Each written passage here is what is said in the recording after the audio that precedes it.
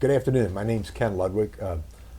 We're here today as part of the Veterans History Project for the Library of Congress, and it's my great pleasure to be able to introduce to you Mr. Clifford J. Reeder, Master's Tech Sergeant, United States Marine Corps, from 1942 to 46, and very interesting, very noble man, and I think you're going to love his story. So with that, I'd like to go ahead and introduce you to Master Tech Sergeant Clifford J. Reeder. Good afternoon, sir. Good afternoon. Like to kind of start out by just getting a little family background on you, where you were born first of all, what year, and we'll kind of go from there. I was born in Swedesburg, Nebraska. One of four boys. I was the third boy. That was my oldest brother, was born in 1911 in the sod house in northeastern Colorado. My folks moved back to Nebraska, and I was born in. My next brother was born in 17 in Swedesburg, Nebraska, and I was born in 1921 in Swedesburg. Okay. We wound up and moved to Eureka, Kansas, and we went to, of course, that was at the height, in the middle of the Depression. Oh, yeah. And grew up through the dust storms and all the Depression, and there wasn't any money, and my dad never could get a permanent job. He did odd jobs, and mowed lawns, and us kids would trim the lawn with a pair of sheep shears. And we were lucky if we would even get as much as a dime to go to the movies on Saturday night. But Mother would send us to the butcher shop to get a beef knuckle, soup bone to put in the bean pot. My mother died in 35. I was in the 5th grade, 1935 she died, and I was in the 5th grade, and a year or so after Mother died, why, my dad remarried, and he married a lady that she was really not a mother to us. She wasn't very clean and whatnot. But anyway, I stayed at home and finished the 8th grade. But I'm getting ahead of myself a little bit. I worked one summer in a blacksmith shop for 10 cents a day, helping cranking the forge for the blacksmith, striking the anvil with him, and polishing the cultivator shears and the plow shears after he would weld them on. I'd hold the horses that wouldn't stand to be shod. I'd hold them with a twitch. The next day I got 25 cents a day for doing the same. And the third year I got smart and went out in the country, and I hoed weeds for 50 cents a day in my dinner.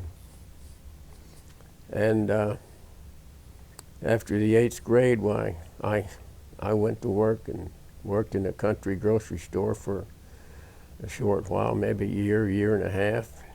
Heard about some construction where they were building addition to grain elevators, and I quit work at the grocery store, and I hitchhiked up to Whitewater, Kansas, and went to work on a construction job where we was, like I say before, building the addition to grain elevators. And you were how old at that time? Maybe 14, 15? I was about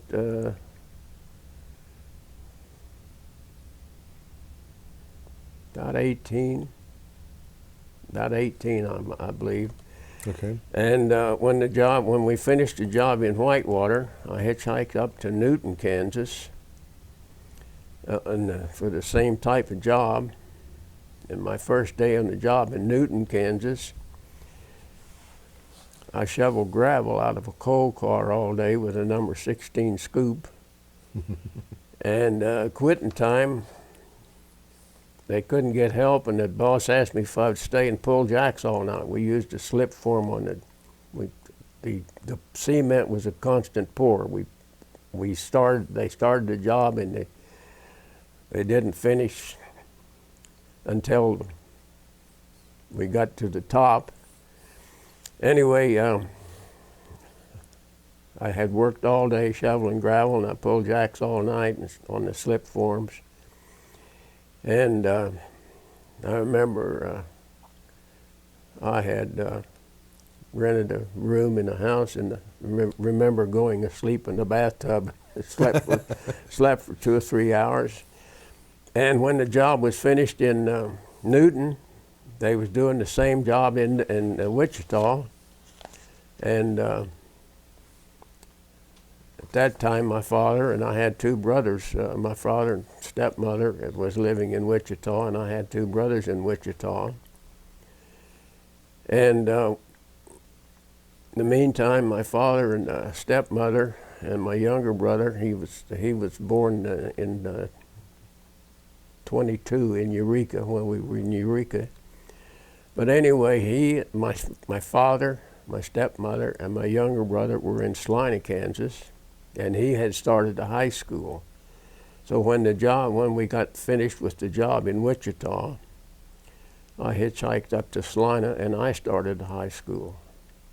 By this time, I'm 20 years old, and I was on one of these construction jobs, December 7th, when Pearl Harbor happened. But anyway, I started the high school in Salina, and I didn't want to be drafted, and I didn't know if they would draft if I was in school. But anyway, I went down to join the service. I went to the post office, the recruiting office. I wanted to join the Air Corps.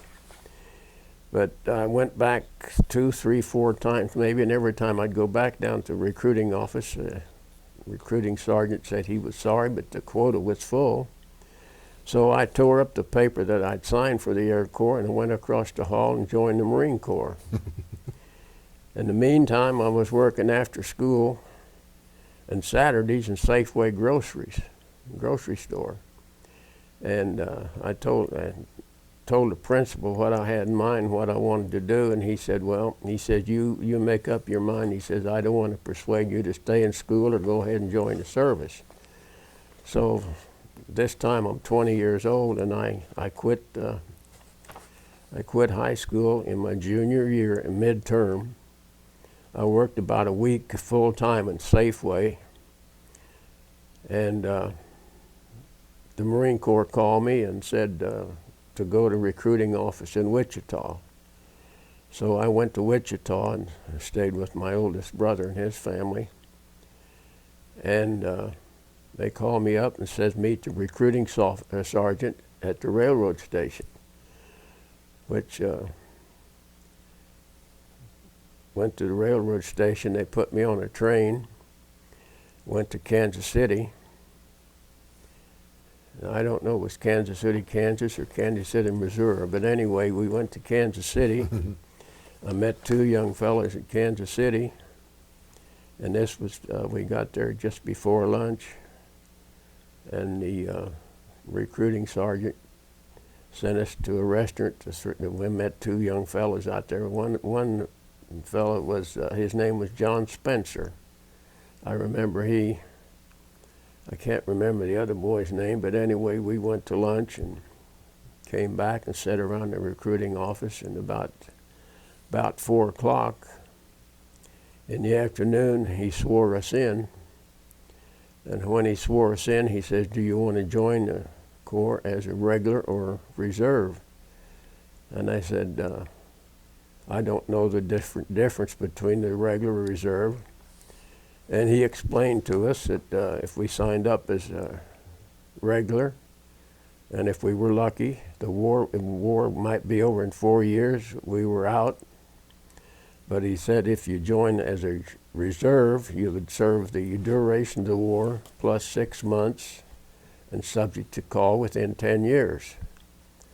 So I joined the regular Marine Corps. And sure enough, the war was over within the 4 years, and I joined in April of '42. And after After boot camp in San Diego, we were sent out to Camp Kearney. It's out north of San Diego.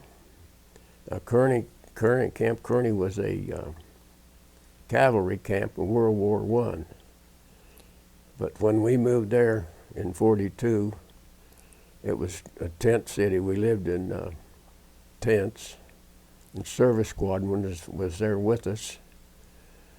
And we were there. Is that prior to Camp Pendleton? I didn't go to Pendleton. But was Pendleton there then? Pendleton was there, yes. Oh, okay, okay. Service squadron shipped out in March.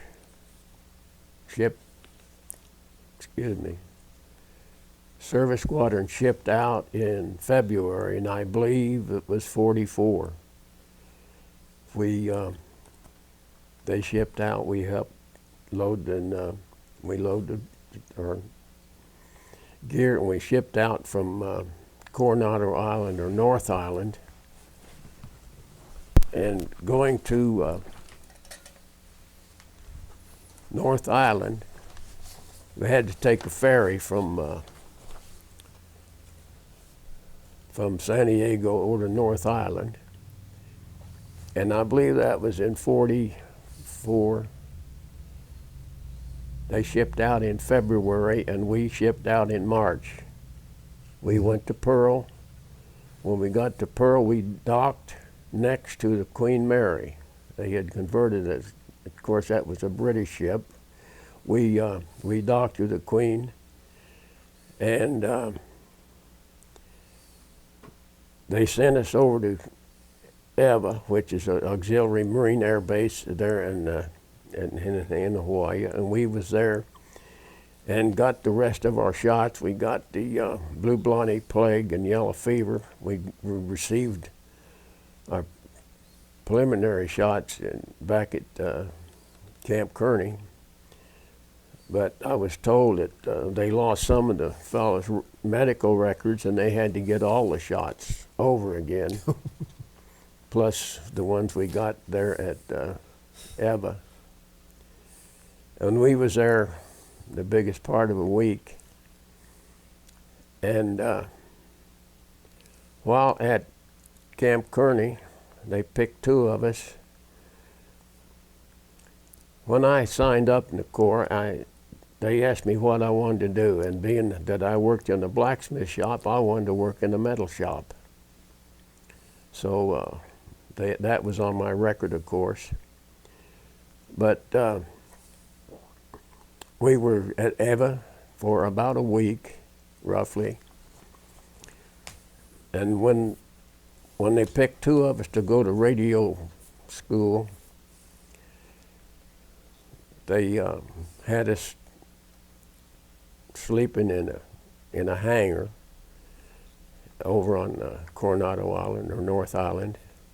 And this was wintertime, and you can imagine how cold it is in a big hangar.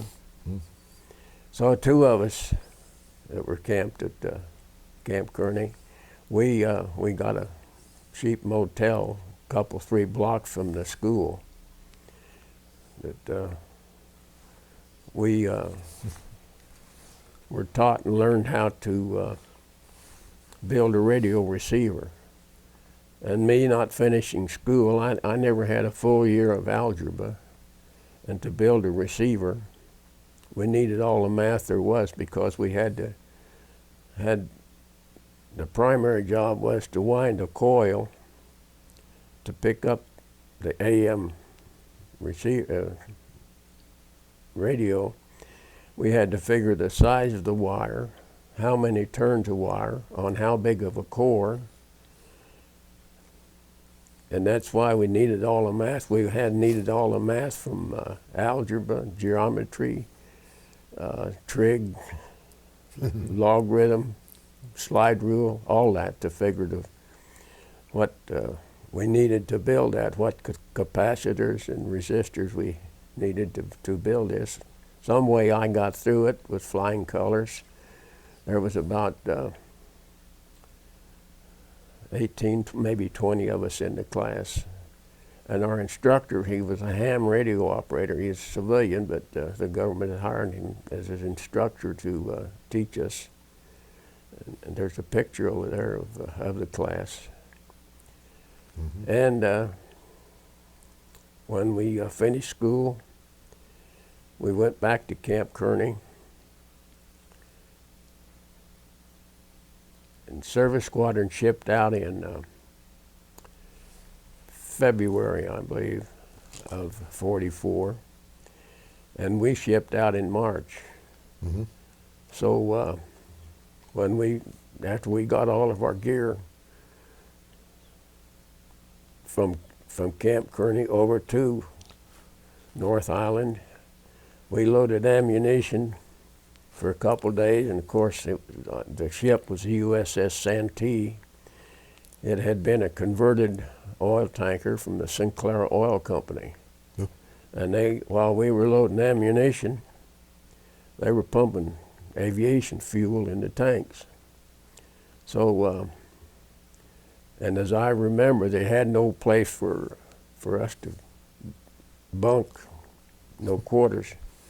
So, of course, and our vehicles were tied down so they wouldn't roll around. And as I remember, we put our bedrolls underneath and amongst our Jeeps, and we had a couple of, we had a Dodge and a Chevrolet van, and we set up radios in these, we had a Chevrolet and a Dodge. Hold on, Clifford. Here's where we were, Cliff. You're right. You were at Pearl Harbor, and then you shipped out on March of '44 to, what is that? EVA. Yeah. Okay. EVA. EWA. We shipped out, and that's where we got our final shots, and we were there Okay. a short while. Okay. And then you went to Gilbert Islands after We that. went to the Gilbert Islands. Now, a service squadron went to the Gilbert Islands. They went to an island called Funafuti. And after we left a month later, and we went to Funafuti, stayed overnight, and loaded service squadron's gear onto our ship.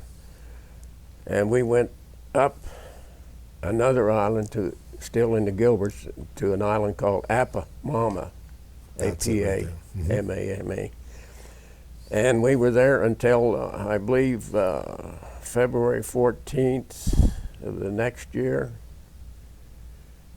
And after Kwajalein was secure, we went to Kwajalein. When we got to Kwajalein, I cannot remember of seeing a standing tree. All we saw was stumps. They had been shot off, you know. Wow.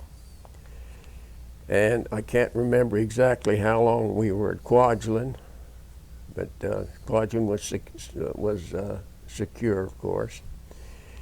And the Seabees were camped at Kwajalein, and I ate a lot with the Seabees because they ate better than we did. But we bunked in a tent, of course, there in Kwajalein, and some of us even bunked on both of these islands. We had put up Quonset huts. Mm-hmm. And we had a Quonset hut at the flight line on Kwajalein, and some of us even bunked down on the flight line.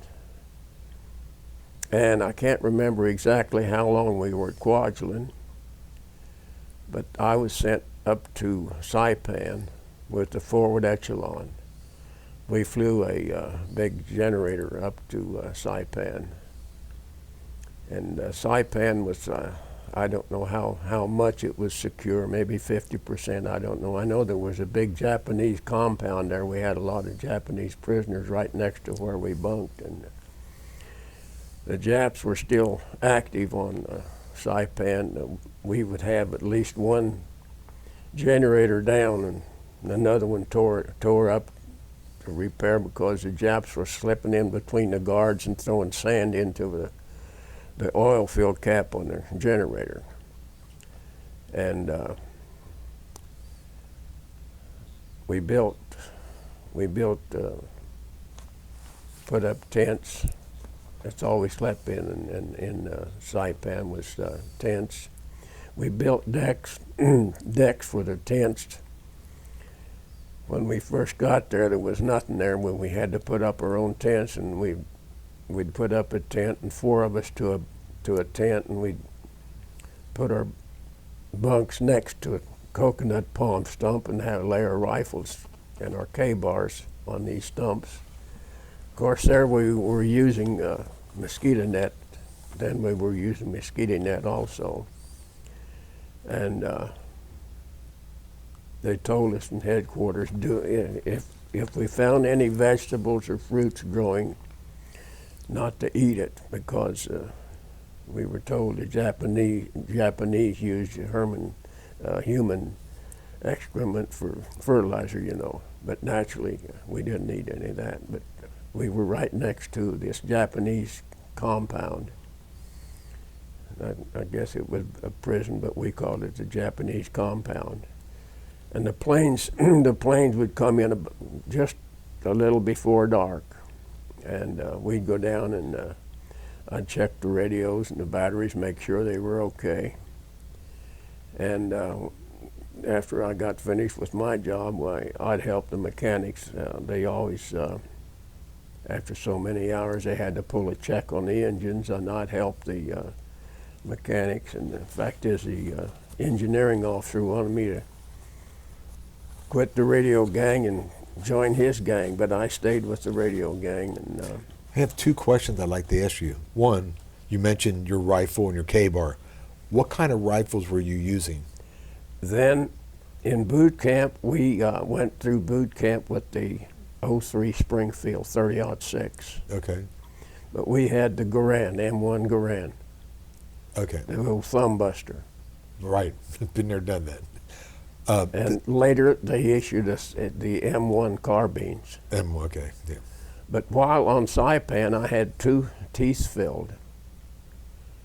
And to power the drill that Dennis was using, he brought a corpsman with him with a bicycle, and that's how they powered the drill with a sprocket on the bicycle.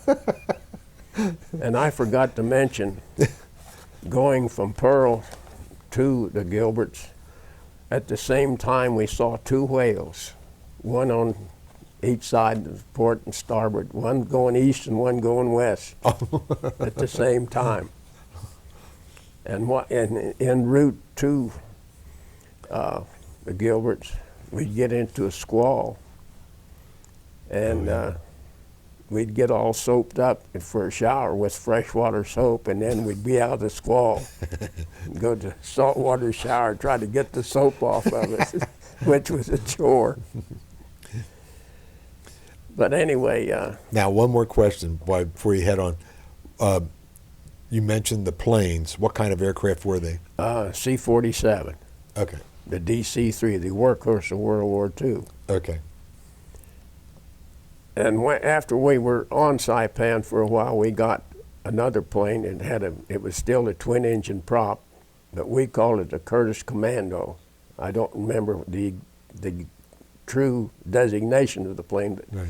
It had a bigger payload. I see. And our job was flying supplies, and we flew a little bit of everything from all the islands. We had what they called a round robin. We flew to Tutuila and Majuro, and I don't remember all of the islands that we flew to. I know there was 5 different islands, and I was lucky enough while we were on. I think we were on Apamama. I was lucky enough to get on a 5-day Liberty run. We flew down to Samoa. Flew down to British Samoa, Tutuila, I think was the name of the town. And we were there for 3 or 4 days, and I believe it was 5 days in total. We had to fly over to American Samoa to refuel.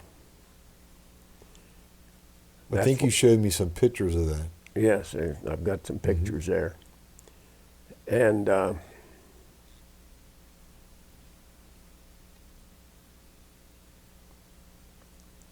Saipan,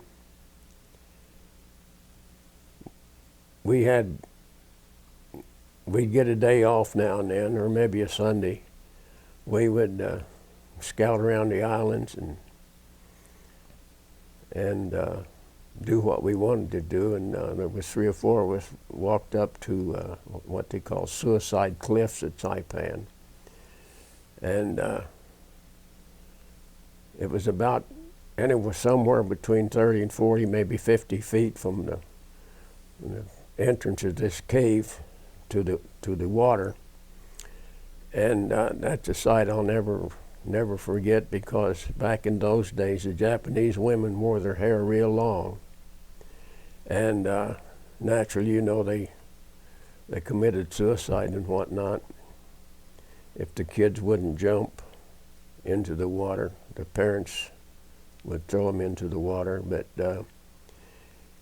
I can still see that the Japanese women's hair with the tide back and forth amongst all these sharp rocks where they would have jumped into or whatnot.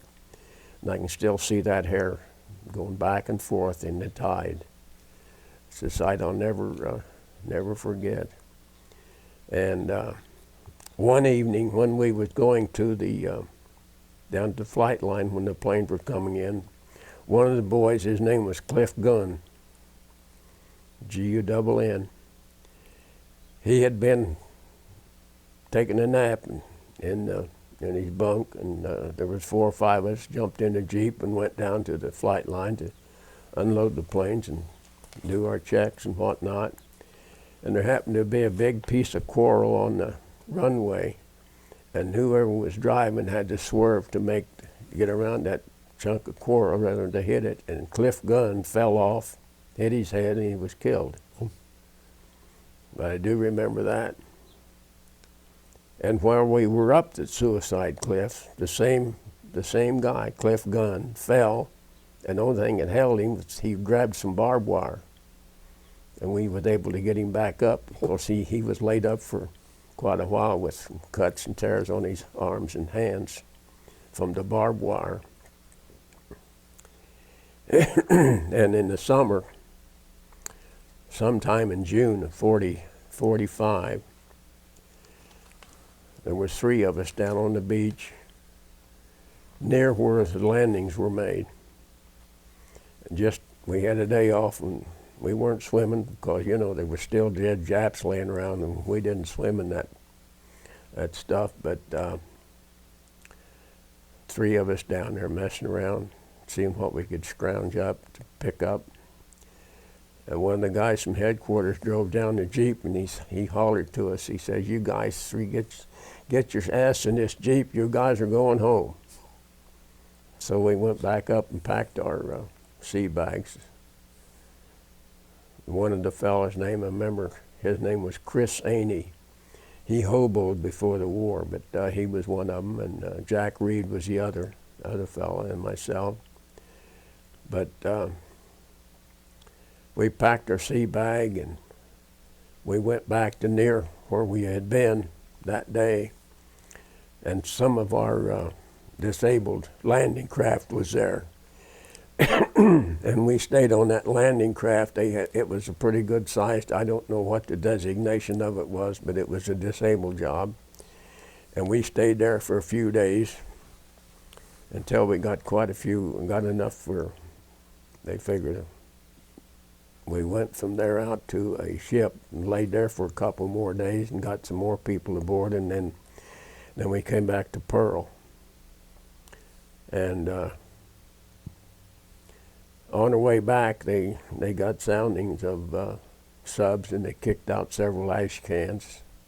I don't know whether they actually got a sub or not, but they kicked out several ash cans.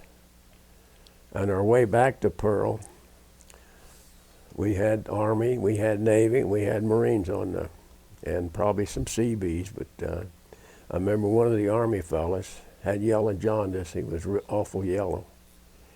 And he died at sea, and they buried him at sea. That's the first actual burying. I've seen it on the TV, but it's the first one I actually witnessed was on the board ship. And we got back to San Diego, and we went to Camp Miramar. That was kind of a disembarking camp. And got That's our an air base, isn't it? base. Miramar? Is that an air base? No, it was just, as I remember, Okay. it was just when you come or go, and you go to Camp Miramar for a while, and then you ship out to your unit.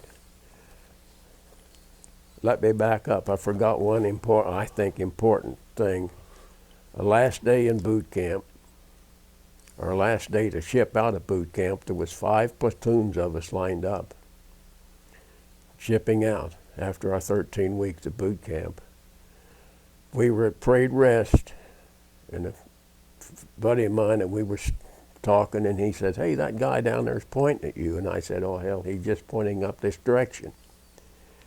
And sure enough, he walked up to me and he asked me my name, and he wrote it down. He said, "Could I swim a mile?" And I said, "Probably in case of life or death, I could swim a mile." And he wrote it down, went over and talked to the DI. And the DI must have told him that I was signed up for metal shop or something. But anyway, he waved back and says, "Tough luck, Reader." And he was recruiting recruits for Carlson's Raiders. And I was the only one in the whole platoon that he asked and talked to. I was the second tallest in the whole platoon. But to get back to where I was, we left Miramar on our 30-day furlough. And one of us that was on the beach when they come and picked us up to pack our sea bags, his name was Jack Reed. He was from Fresno, California, and he did his 30 days in Fresno, and I did my 30 days in Wichita. And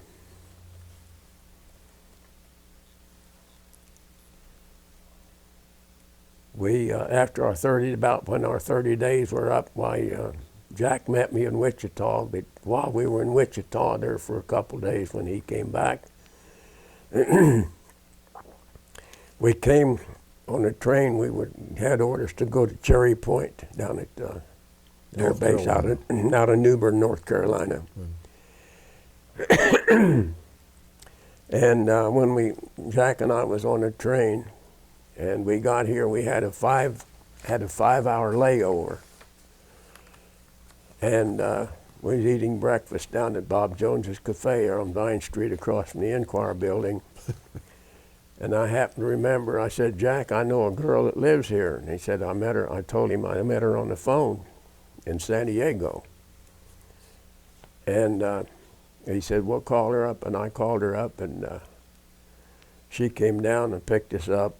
She had her niece with her. And Jack was quite a bit shorter than I was, and he's red-headed.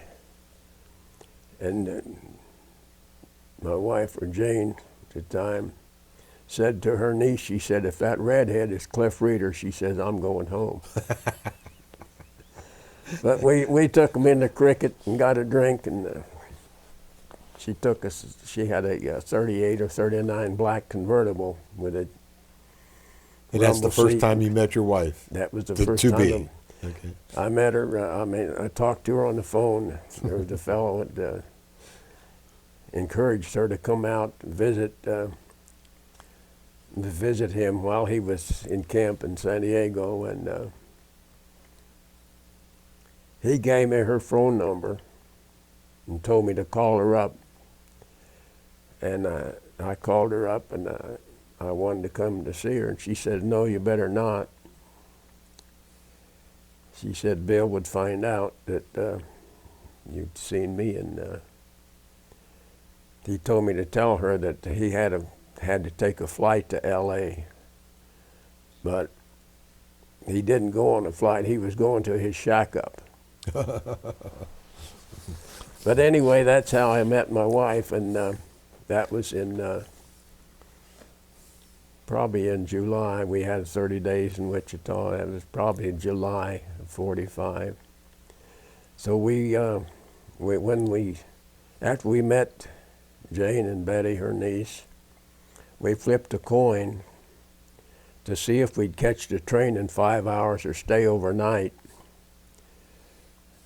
And it came out we'd stay overnight and hopefully get a flight the next day to go back to New Bern or Cherry Point. And it came out that we would stay overnight. And Jane got Jack a date, and they took us down to Coney Island, Moonlight Gardens.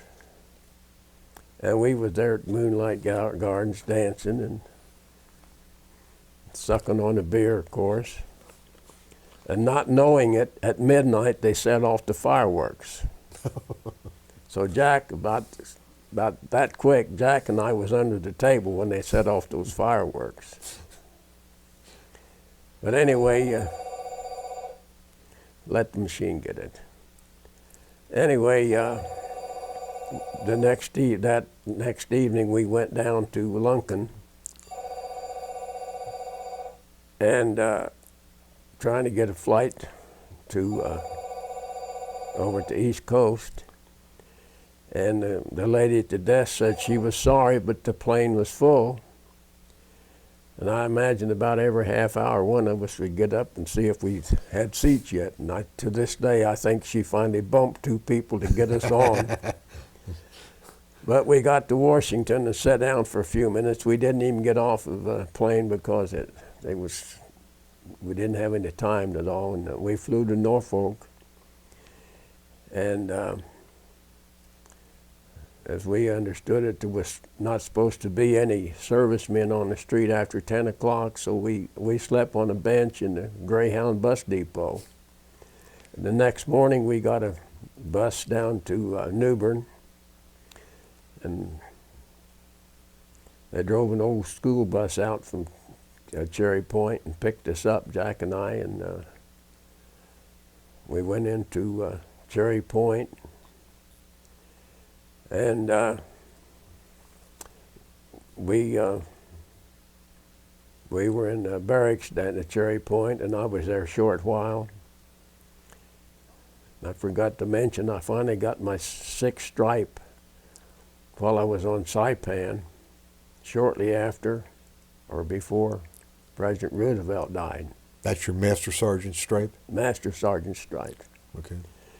But anyway, they sent, after being at Cherry Point for a short while, they sent me and 2 corporals to auxiliary base called Oakgrove. Mm-hmm. And we were there for a short while. We had 1 twin-engine Beech and 2 F4Us to keep the batteries and radios working on. And after being there for a short while, they sent us back to Cherry Point. And we was there for a short while. And they gave me the job of taking 50 Marines and all the paperwork down to Columbia, South Carolina. And we went to a camp down there called Congaree Field. Our barracks was in a pecan grove. And while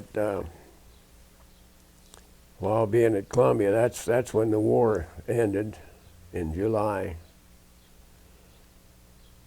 August. That's when the war ended, was August. They asked me to go ashore and work as an MP, but I didn't do that. I stayed at the base, stayed on base, and I'm not certain, but I think that's when I wrote to Jane and asked her if she would marry me. And I bought her rings in Columbia. So they wanted me to ship over and go to school in Washington to learn how to speak some Spanish, and they wanted me to fly with a Brazilian general to be his radio man. But I would have to ship over for another hitch. And after talking to him, we got married in December '45, and we talked it over. My hitch was due to be up in April, and the wife and I talked it over and decided.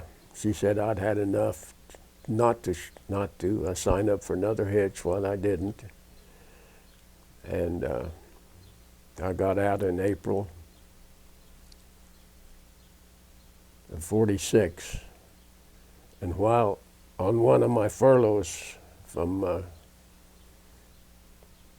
Cherry Point or Columbia, I'd put my application in at the telephone company here in town. And after I got mustered out,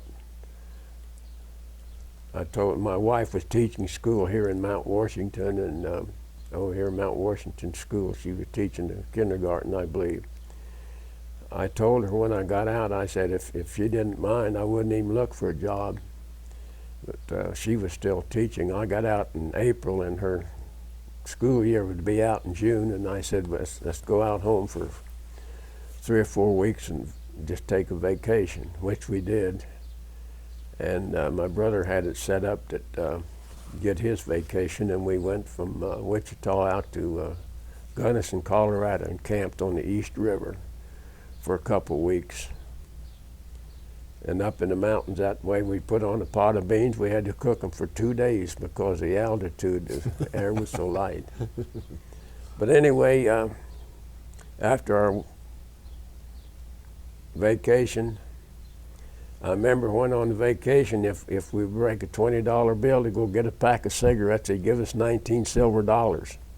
Really? The storekeepers, people running the stores was glad to get the paper, and they didn't have to take home the silver dollars every night, you know. But that was something to remember. But anyway, when we got back home after our 2 weeks vacation out to Wichita, I got a job here in Mount Washington at a shop. A fellow here in town was selling appliances. His name was Jack Markham.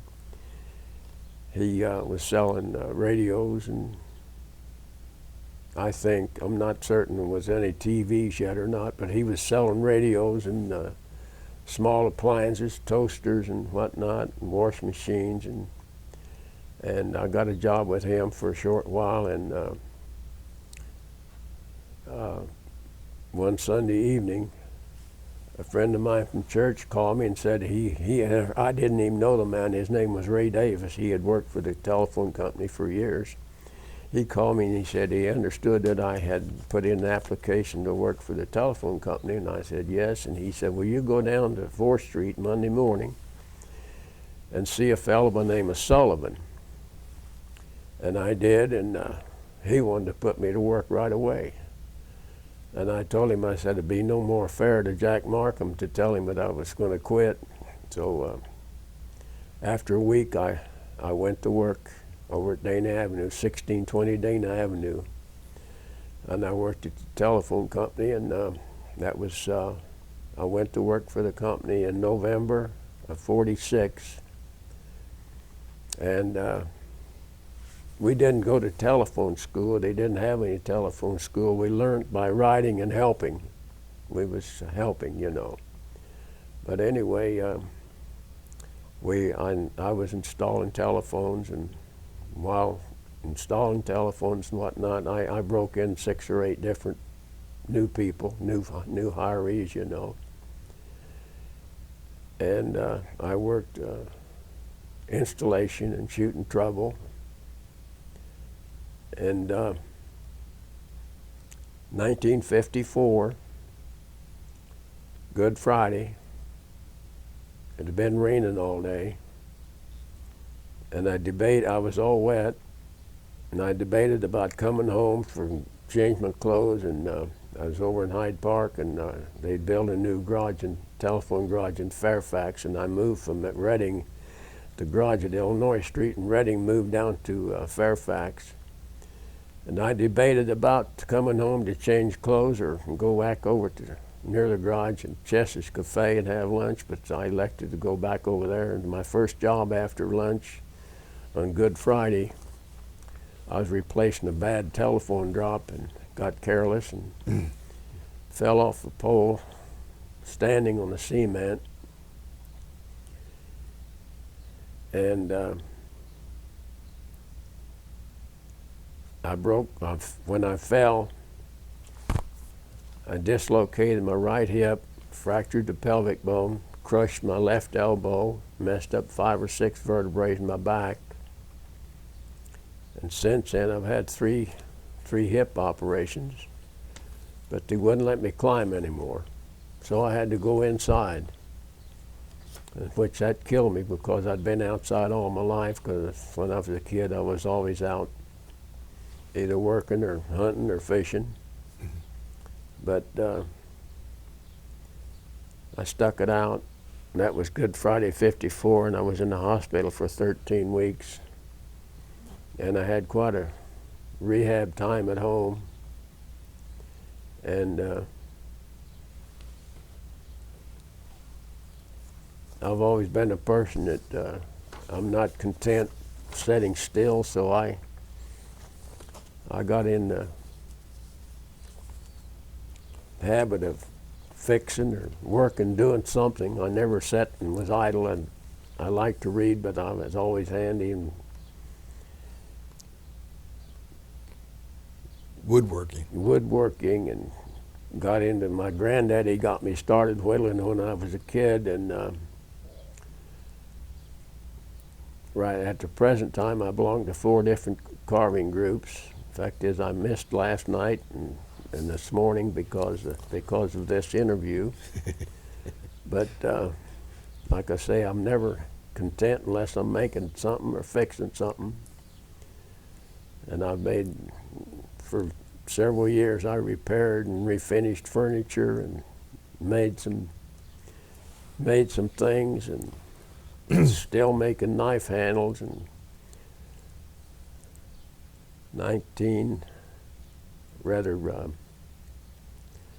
206, there's a fellow in Tulsa by the name of Jack Nitz that started an Eagle Cane project for wounded service people, women and men. And I started making canes. I took, after seeing his article in our wood carving magazine, the Chip Chats, I took that idea over to the Cincinnati Carvers Guild, and there was about 5 or 6 people that they made a couple of canes.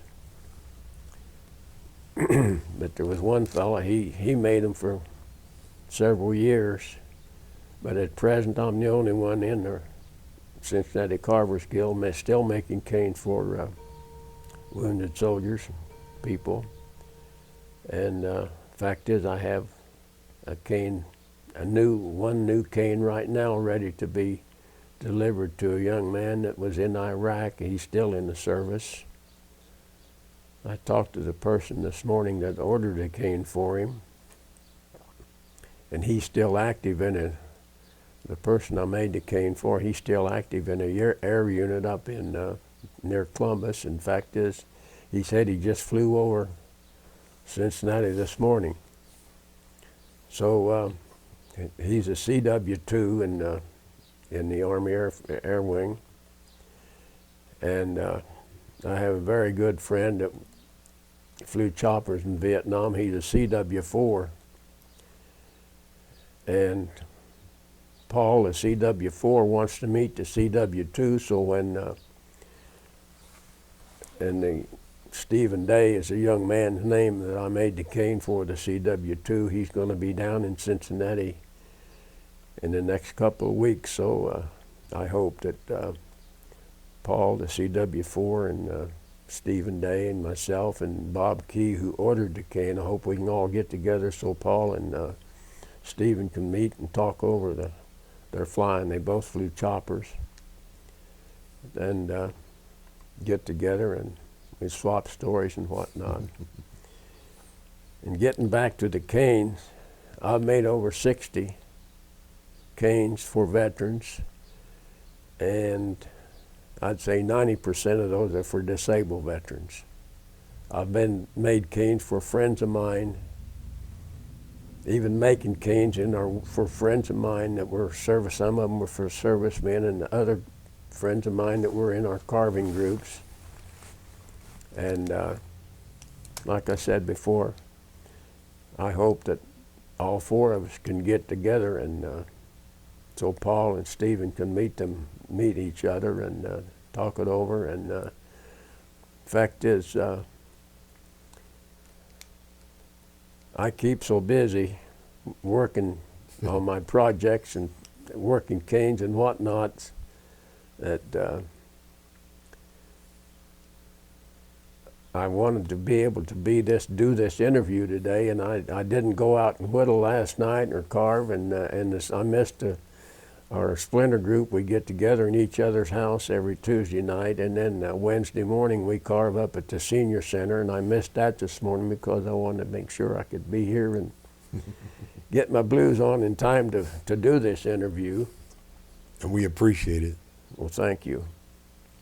And I enjoy it. And this past Saturday morning, I was asked to come over to Latonia VFW to talk to a bunch of young Marines, which I did. And they were from the years of 8 to 18.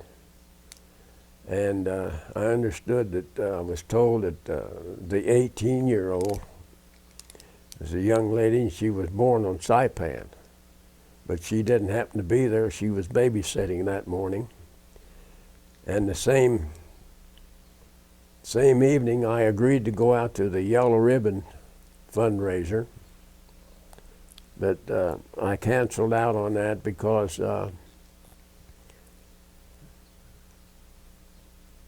here about 3 weeks ago, I had a seizure, and I have a habit of having these seizures because I think my plate's too full, and I just try to push myself to do this and do that and do too many things, and that's why I canceled, did not go to the Yellow Ribbon fundraiser affair. And to back up a little bit, last summer, or rather before that even, Paul Wiley, my friend of CW4, has gotten me involved with the Army, and he's taken me down to Fort Campbell 6 times. And I've presented a cane to Captain Buller down at Camp Campbell, and he was the only survivor of 7 that was going into a building, and he pulled his buddies out, but they didn't make it. And I made a cane for him and was able to take it down and present it to him at Fort Campbell. And a few years before that, I made Paul a cane. He wasn't wounded, but I made him a cane just out of being a good friend and whatnot. And he enjoyed it and liked the cane so well, he called a friend of his that he flew with in Vietnam, Jim. Can't think of Jim's last name, but anyway, Jim was the captain, and Paul taught me into making a cane for Jim, and we took it down to near Camp Lejeune, New River Station in North Carolina. Mm-hmm. And while down there, when I took that cane, we took that cane down to Jim. Camp Lejeune is right near there, so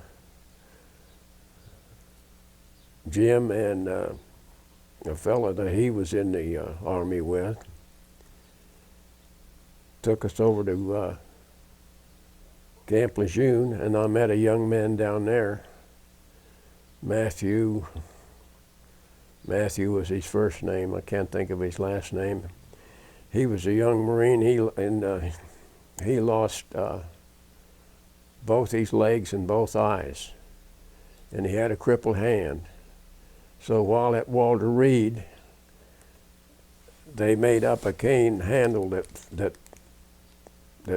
Matthew could use, and Paul took several pictures of that cane and cane handle. So when I got home, I made a cane. I made a handle. Didn't use the eagle head as a handle. I made a handle that would fit his hand. And Matthew grew up in Winchester, Kentucky. Well, on our way home from down at Camp Lejeune, Paul and I stopped by Winchester, and picked up a couple pieces of wood. There was a big tree in Winchester that, when Winchester was a real young town, they used to hold church services and different affairs underneath this shade of this big tree. And it became a famous tree there in Winchester, and they cut it. It was cut, and the fella down there, he was a building inspector in town. He gave us pieces of that wood, and I made the cane out of that wood. And Matthew used to play in his grandmother's backyard when he was a boy, and I got a piece of wood out of a maple tree that he used to play in, and I put a piece of that wood in the cane and left it protrude a little bit so he could feel it. And when we got the cane finished, Matthew's grandparents lived in Winchester, so Paul and I took it down to Winchester and gave it to his grandparents because Matthew was coming home for New Year's that year, and of course he got the cane then. And in talking with Matthew, he, like I said, he lost both legs and both eyes. He had one eye, but he couldn't see out of it. But his prosthesis eye, he had him put a blue UK in the prosthesis eye. And he told me, he said that he had, on his rehab and whatnot at home, that he had killed a deer and a turkey. And I said, how'd you do that being blind? And he said, well, he and his buddy, he said, his buddy said, when I tell you to pull, you pull. Matthew got the sights on just right, and his buddy said pull, and he bragged that he'd killed a deer and a turkey. But they let him re-up, even being with no legs and no eyes, because from the attitude he had, he felt that he could help other amputees. He said he ran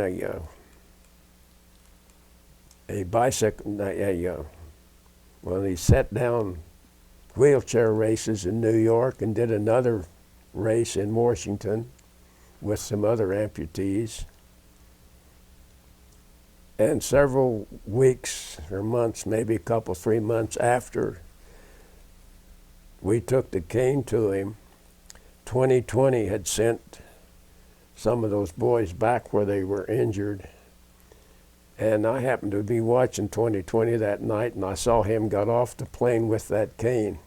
He was carrying that cane. I recognized the cane by the handle. I made the handle out of a piece of cherry. That's amazing. And I remember seeing that cane when he got off the plane.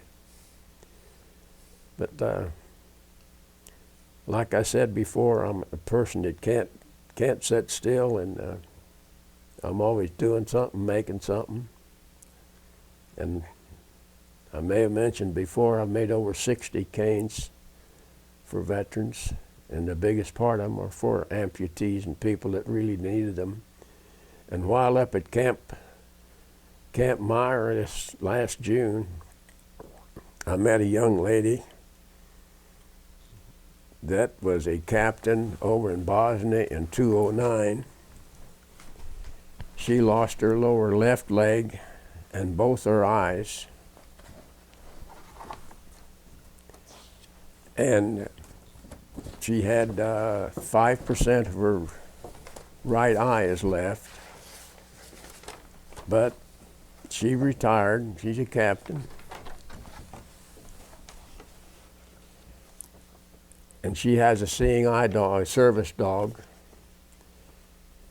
And after meeting her at Camp Meyer that evening, the next day we went out to Camp Belvoir to feed the troops.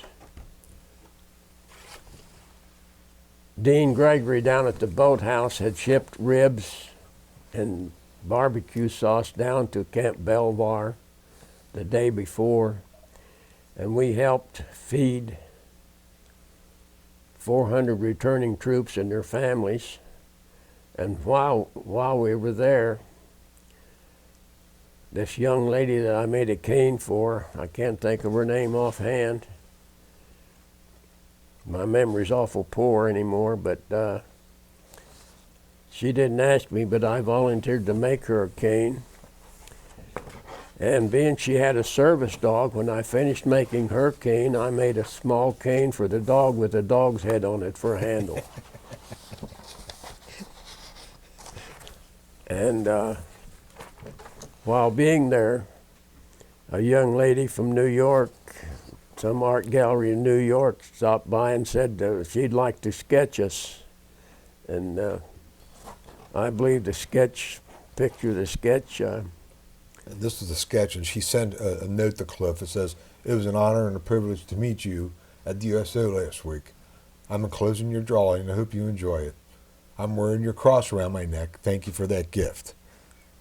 What he failed to mention is he makes copper or brass Copper crosses, hundreds of them. And she then said, "I heard you fell ill right after the barbecue, and I hope you feel better soon. Warm regards and thank you for your service. Brookie Maxwell," that's her name. And I was invited to the USO. In fact, it was the 4th USO affair here in Cincinnati, and I was able to take her cane and the dog's cane to the USO affair downtown Cincinnati this last October, and presented her with the 2 canes. And she was supposed to have been here in January, but she didn't make it. I wanted to hook up with her and have lunch with her, but she couldn't make it for some reason. And I still talk with her on the phone, and I'm still making these crosses and these copper crosses. I winter the biggest part of a month out in Tempe, Arizona, and the couple that I stay with, they had been sending boxes to the troops in Iraq, Afghanistan, and they had a grandson that joined the Army recently. And like I say, these copper crosses, I've been making them since about the same time I started making the canes, which would be 2006. And this couple, out of their own pocket, they have sent over 2,000 packages. They've filled the boxes with the contents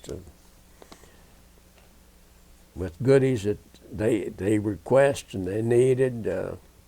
They sent them clothing. They sent them socks because they claimed their socks would wear out soon. And they sent them socks, and they sent them clothing. They sent them blankets. They sent them all kinds of food. The one young fellow started a pizza parlor over there. They sent him at 2 different boxes. They sent him two gallons of pizza sauce.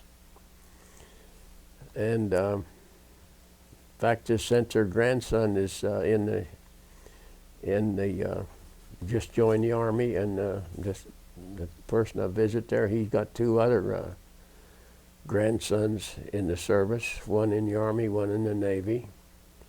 And I'm still making these crosses, and like I say, they put these handful of these crosses, or how many people are in the unit, in the box, and I made at least 500 or 600, if not more than that, and I'm still making crosses and still giving them away to this day. And that's what the cross looks like. And Cliff has his initials on every one of them. He stamps them. I put the initials on one side and the date that I make them on the other side of the cross, and they're just made out of scrap copper wire.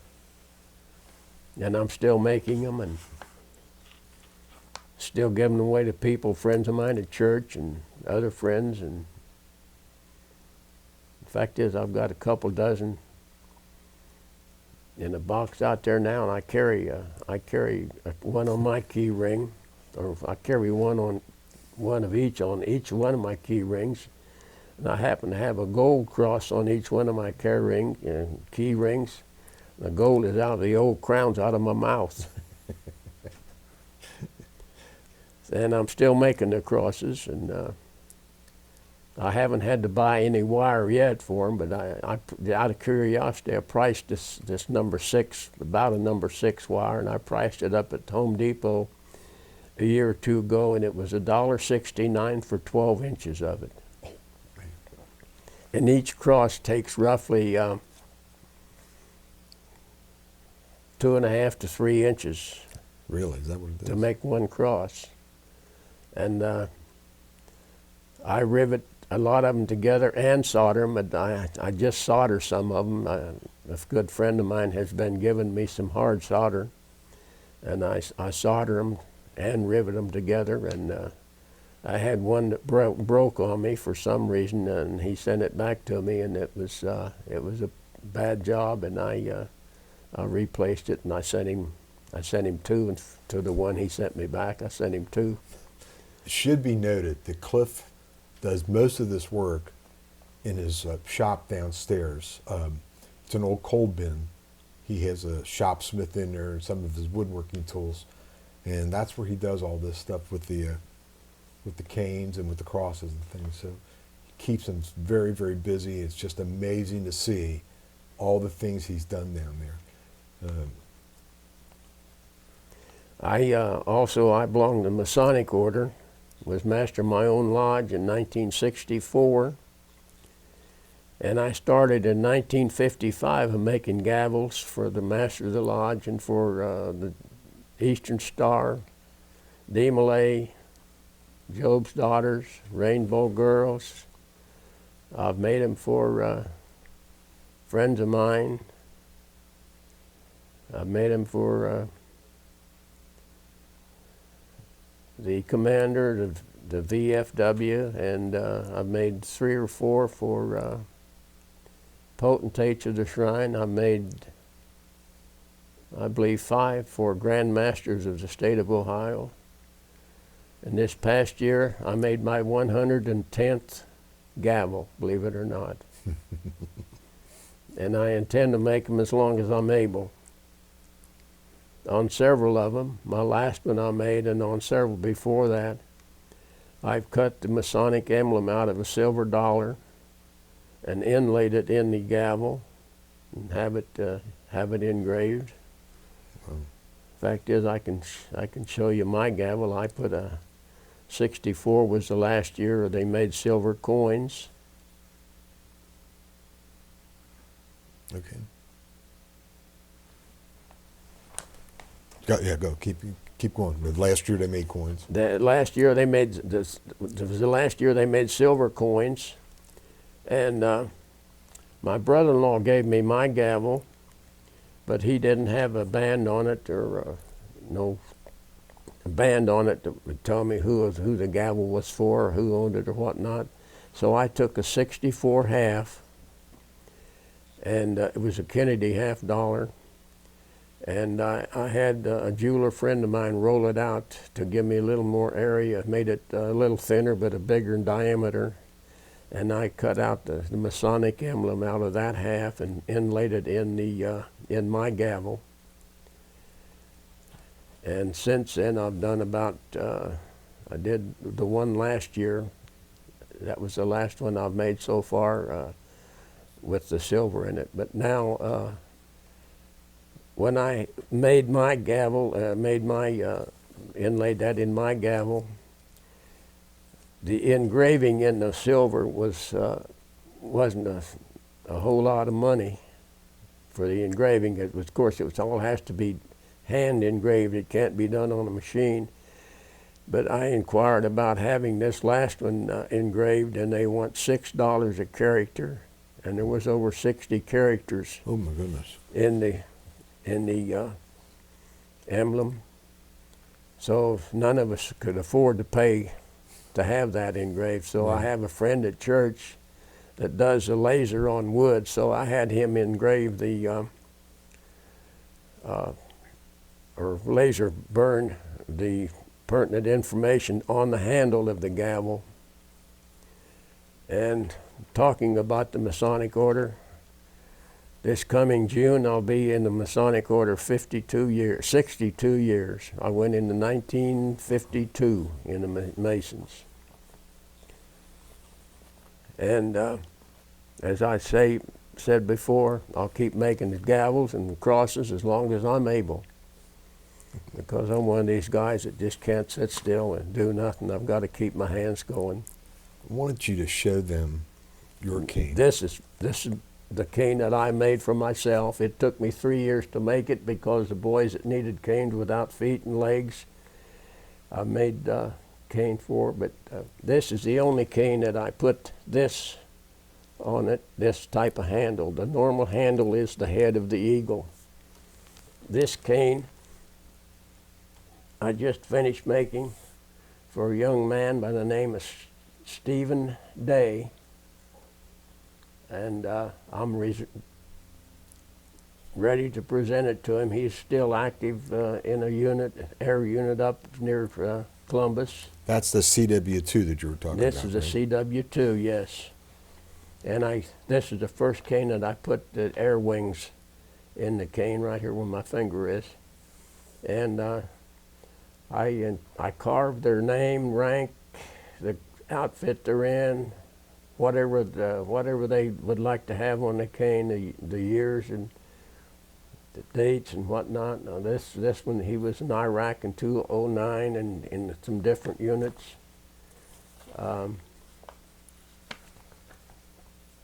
Some canes have a lot of engraving in it. Now some of the people over at the Cincinnati Guild, I hand carve all this on the cane. I hand carve it. Now some of them, to decorate a cane, they wood burn it or paste decals on the cane. And the head is an eagle. And like I stated before, a Navy veteran from Korea that lives in Tulsa, Jack Nitz, started this. And I first saw it in the Chip Chats, or National Wood Carvers magazine. And I've inlaid on them different metals and different emblems. Like in my cane, I put the Marine Corps emblem right here. And on this cane, I put the wings here. Now, I wanted to, I had to put the wings in here. They had to be flat because I was afraid to bend them to the curvature of the cane for fear they'd break, or if I heated them, for fear that they might have melted. So I actually inlaid them in here. And several canes that the people that lost legs and hands and whatnot, I would engrave or set in a Purple Heart. Now, I was not wounded, luckily. I didn't put a Purple Heart in mine because I wasn't wounded. And I can't remember all the emblems. That young lady that I put in her cane, she worked in the nuclear bionic, NBC, nuclear bionic chemical something. That's where the NBC comes from. And that's nuclear biological chemical warfare. That's what it was. And she lost her leg on account of a blood clot or something. And I put that emblem, that nuclear bionic chemical, I put that emblem in her cane. And like I said before, the eyes are actually eyes of the taxidermist. We get our eyes from an outfit out in Dakotas. It's a taxidermist supply house, and that's where we buy the eyes from. And I carve a flag and paint it on each cane and decorate it as much as I can. Some canes have got a lot of carving. Most have quite a bit, but some have more than others, of course. And you don't charge anybody for these canes, do you? I don't charge them, but there's several people that's asked me to make canes, and if they want and they're willing to pay. Now, a young lady saw a article in the the Cincinnati Enquirer several years ago, and she works for Judge Spiegel. She works in Judge Spiegel's office, and she saw the article, and she called me and asked me if I would make a cane for the judge, and I said yes, I would. And I made a cane for Judge Spiegel. He happened to be a forward observer in the Marine Corps, and he's still a judge here in Cincinnati, and I made a cane for him, and this young lady, and her name, can't think offhand, but anyway, she and her husband picked me up. The judge wanted to meet me, and they took me over to his house, and we had snacks and whatnot, and visited with the judge for quite a while. And he owns a plane, I understand, and has it up at the Batavia airport here in Batavia. And for some reason, his cane got, I forget what it was damaged some way, and they even paid me to repair it. And a young man in California, can't remember his name offhand, Jack Nitz, called me one day and said that this boy out in California, his cane was stolen.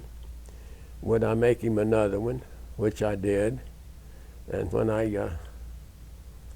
sent it to him, and I talked to him on the phone, I said, how was your cane stolen? He said, well, he forgot and left it in his car last night, and he said he didn't lock the car. And I said, how'd you get in the house? And he said, well, I hobbled in the house, but he says, after this, I'll lock the car.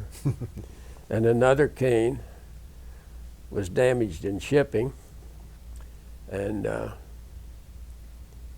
I started another cane, had it almost finished for him, and I finally got it back, and the only way it was damaged was the beak was broken off of the head, so I finished the one I patched up the one I got back in the mail, and I finished the one I had started, so he wound up with two canes.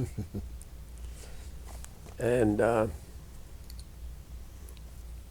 see if I can remember, a boy up in Wilmington. I fell at lodge and banged up a shoulder and whatnot, and went to the hospital that night from lodge, and I was up in the hospital up here at Anderson Mercy, and the nurse was helping me saw my cane, and she says she has a very good friend up in Wilmington who is a Marine, and he lost both of his legs, and she gave me his name and phone number and all that, and I made him a cane up here in Wilmington, and Paul, my good friend Paul, we drove me up there, and we went up and met the family, and of course he was still at Walter Reed, and I made him a cane, and Paul and I went back to get a couple pieces of wood from the farm, and I put that wood in his cane, and we took it up to him and gave it to him.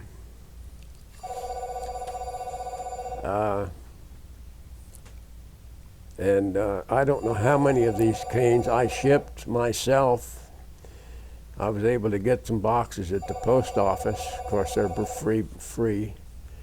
And I shipped and paid for the shipping for, I bet, 12 or 15 of these, and I shipped a lot of them to Walter Reed and people near Walter Reed that volunteered down there to help some of the veterans.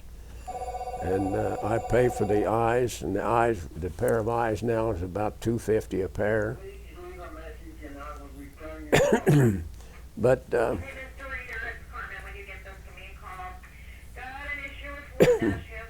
and like I said before, I'm going to make these as long as I'm able, and I'm kind of getting burnt out on canes, and I've got projects laying on my bench that I started several years ago.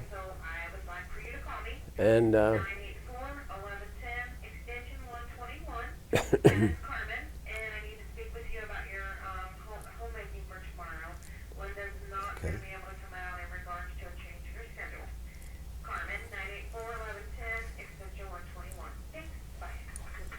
so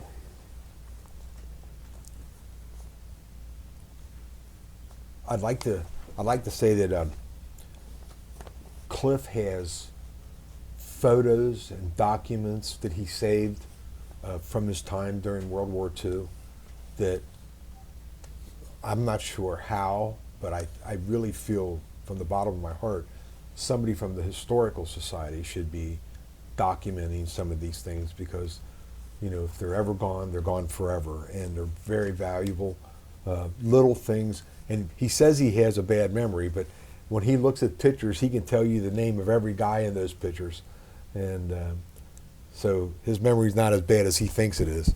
Well, But he has an unbelievable assortment of documents from the war. So, anything else you want to say, my friend? I didn't mention standing in the chow line at Eva. I started with my mess knife. I engraved Eva, EWA, that Auxiliary Marine Base there in Hawaii. Mm-hmm. I engraved that, and with my mess knife, that's the only tool I had to work with.